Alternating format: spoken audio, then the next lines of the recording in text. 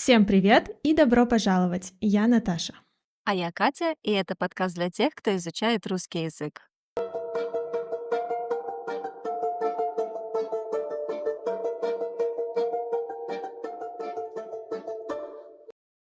Как преподаватели русского языка для иностранцев, мы не раз видели в сообщениях в директе, в комментариях такие сообщения, как «А как познакомиться с русской девушкой? Я очень хочу себе русскую жену».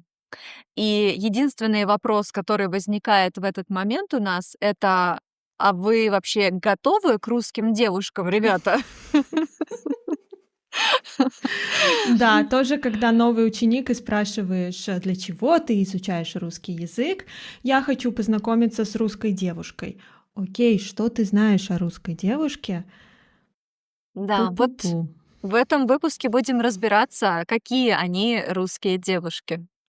Да, и сразу небольшой дисклеймер, предупреждение, что, конечно, девушки не только в России, а вообще везде бывают разные, и в этом выпуске мы очень обобщаем. Мы используем наш опыт, так как мы тоже девушки. Также мы используем опыт, например, наших подруг и просто какие-то истории из интернета. Поэтому сегодня мы будем много говорить о стереотипах, но стереотип на то и стереотип, что всегда есть какие-то исключения. Мгм. Да, и мне кажется, сейчас вирусится такой тренд на русских или славянских девушек, который формирует определенный стереотип. И вот какой, как ты думаешь, это стереотип? Эм, Она красивая, она всегда при параде. Значит, у нее всегда идеальные, не знаю, волосы, макияж, и она выглядит так, как будто она готова идти на вечеринку. Она ухаживает за собой, то есть она уделяет внимание деталям, ногтям, коже, волосам, то есть внешнему виду. И по характеру она грубая, жесткая и прямолинейная. И также она требует многого от мужчин. Да, точно. Ну, давайте по порядку. Первый стереотип — это то, что русская девушка всегда при параде, то есть с макияжем и в красивой одежде. Ну, в общем и целом, да, это правда. Конечно, нельзя сказать, что это черта только русских девушек. Например, я живу в Албании и могу сказать, что албанки тоже очень красиво одеваются, у них всегда есть макияж, поэтому это не только у нас. Но если говорим конкретно о русских девушках, то да, если мы идем на какое-то мероприятие, то, скорее всего, мы будем с макияжем, может быть, на каблуках, в красивой одежде. И, например, подтверждают это разные видео с улиц Москвы, где девушки зимой по снежным улицам идут на каблуках, потому что спешат в театр.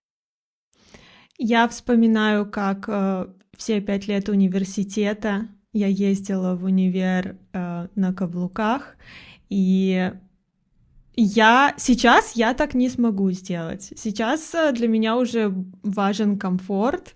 Да, я все еще люблю каблуки, но сейчас это что-то на выход. Но да, это было смело. Да.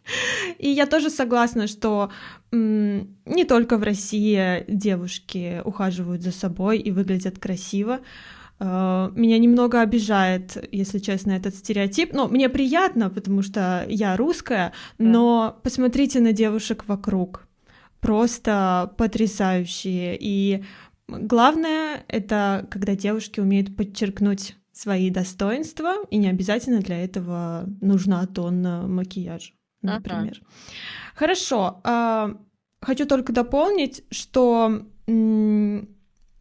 университет, который я упомянула, или школа. Это тоже является таким местом, куда обычно выходят при параде, то есть Мгм. накрашенными, на каблуках и в аккуратной, красивой одежде. То есть для нас очень странно, например, пойти в школу, в университет в спортивном костюме. Да, такого почти не увидишь.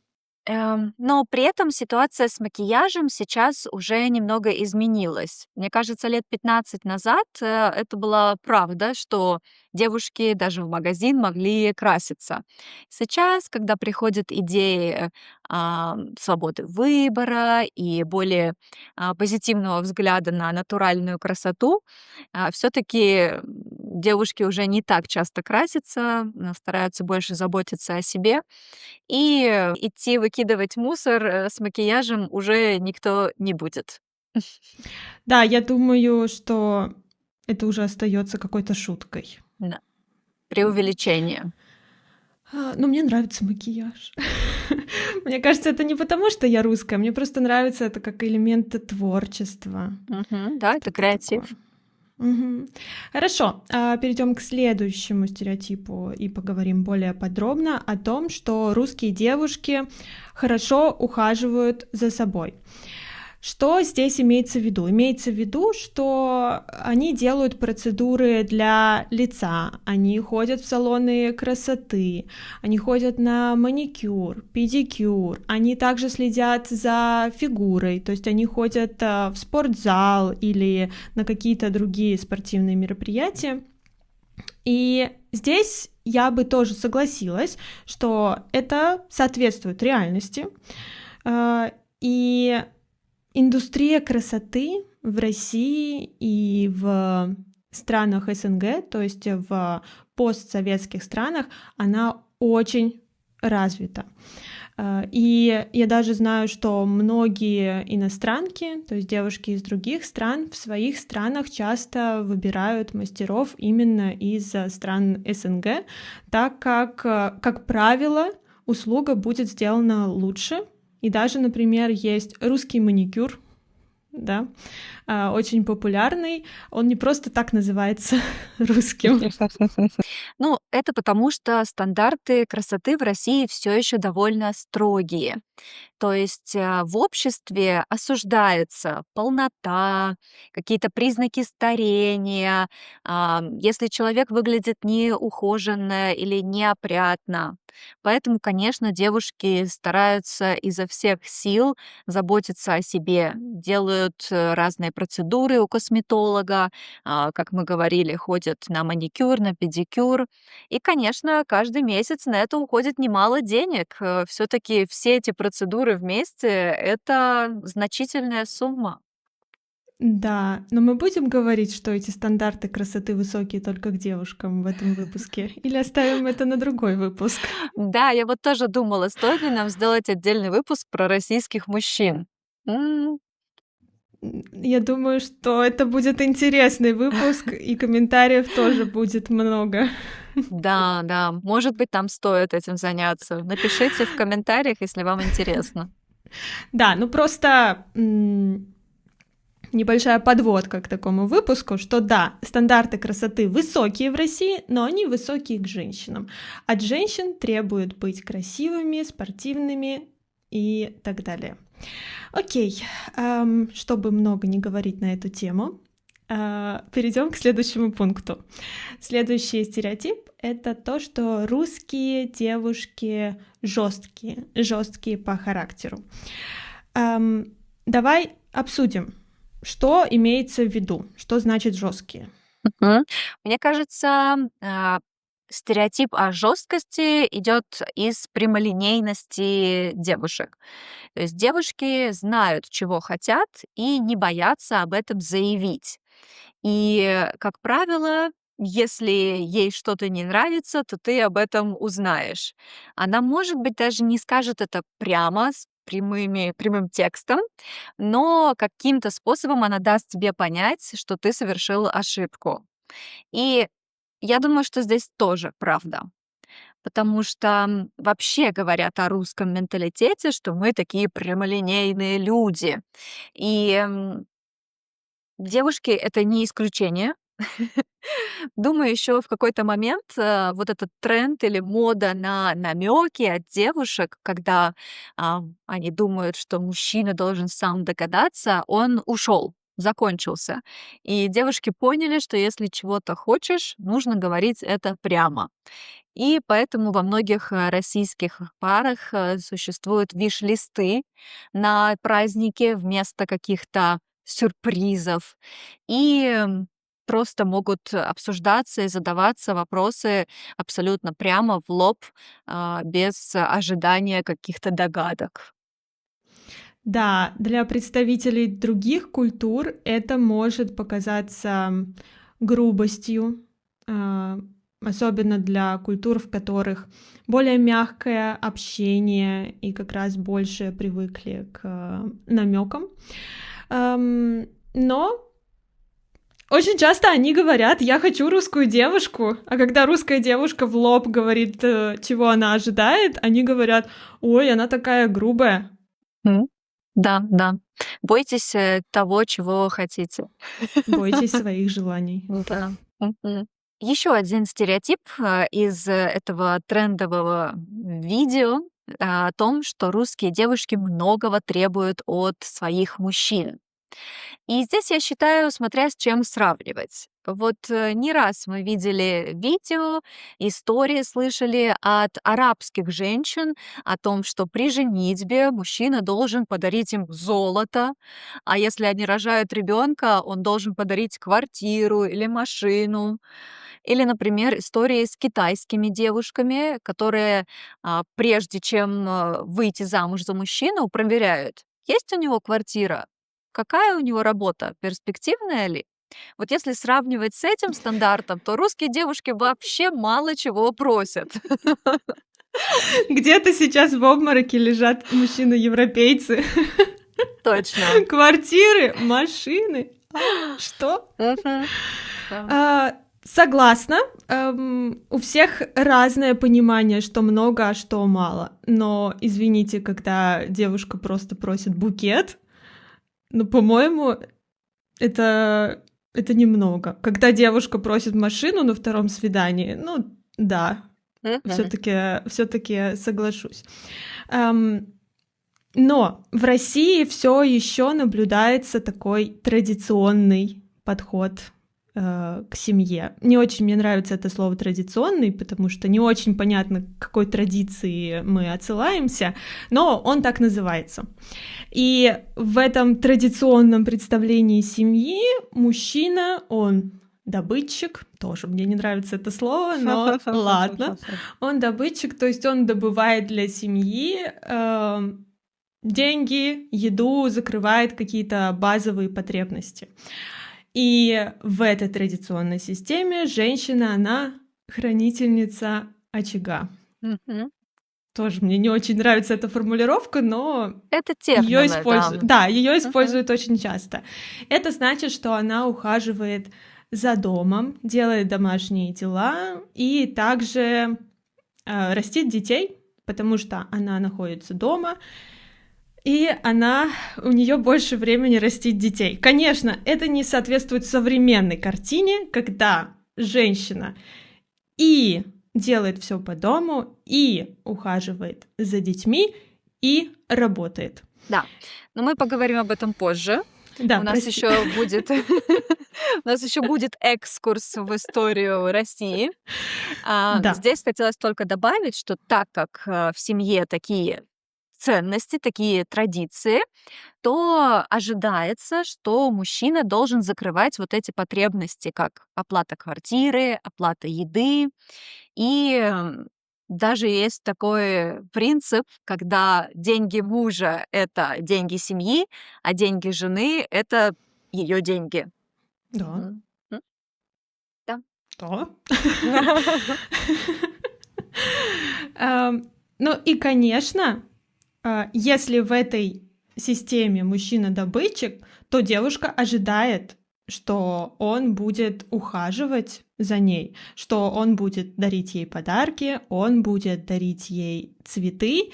И, конечно, когда мы приходим на свидание, мы не ожидаем вот это вот 50-50 и все остальное. Потому что если ты даже на свидании не можешь купить кофе, то что будет дальше? Чего от тебя ожидать? Ничего хорошего, очевидно. Да, то есть для русских девушек свидание, этот период ухаживаний, это как проверка, тест, как будет семейная жизнь строиться. И поэтому, конечно, они сразу хотят увидеть, на что готов молодой человек и насколько он готов вкладываться, да, материально, да, финансово в семью. Верно.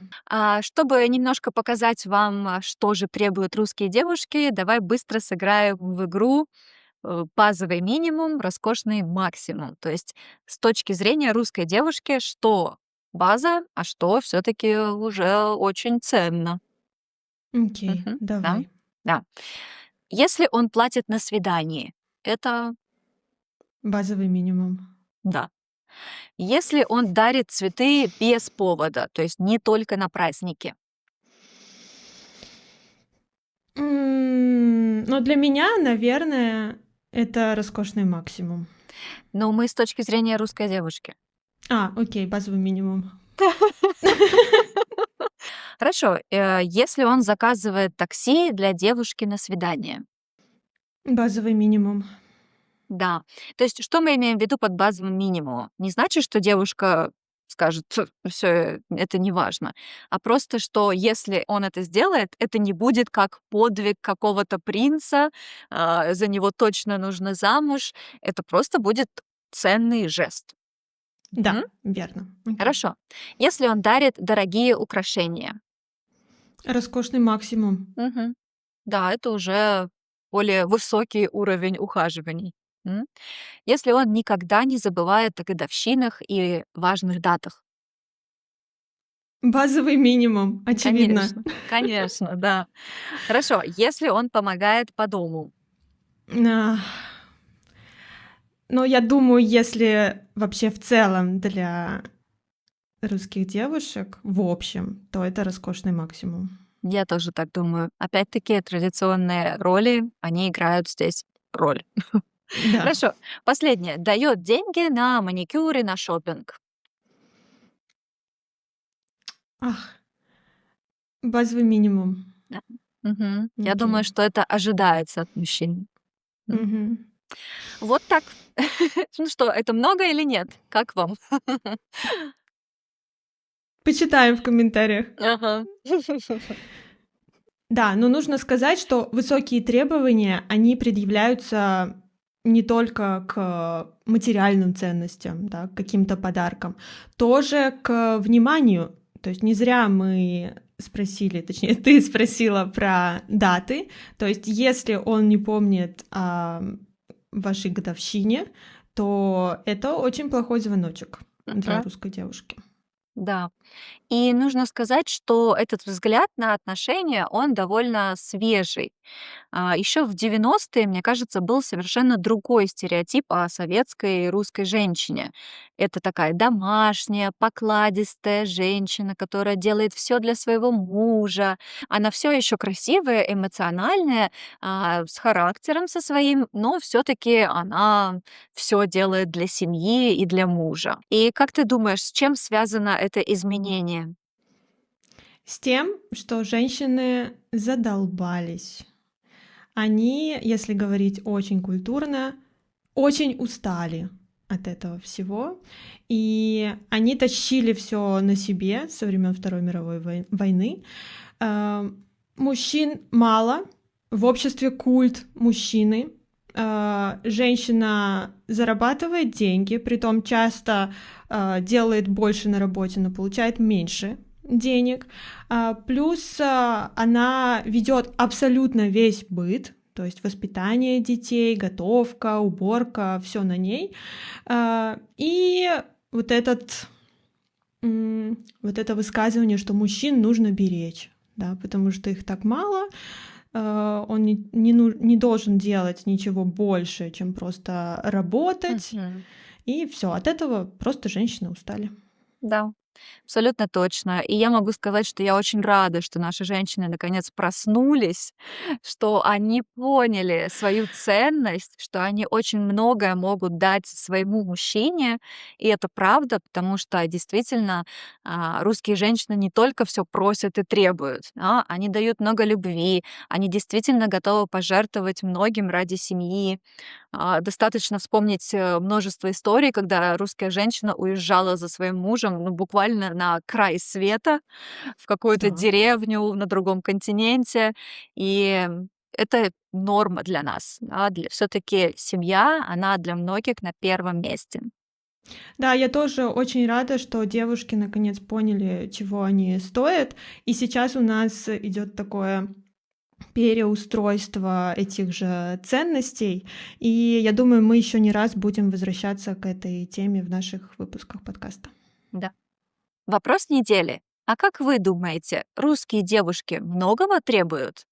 Спасибо, что прослушали или просмотрели этот выпуск до конца. Становитесь патронами нашего подкаста, получайте скрипт каждого эпизода, доступ к закрытой группе в Телеграме, а также место в разговорном клубе. Все детали в описании. Пока-пока. Пока-пока.